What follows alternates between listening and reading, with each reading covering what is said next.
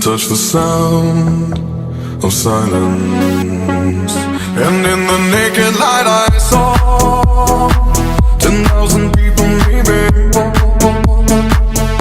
People talking without speaking, people hearing without listening, people writing songs that voices never share, and no one dared disturb the sound of silence. Fool said, you do not know. Silence like a cancer grows. Hear my words and I might teach you.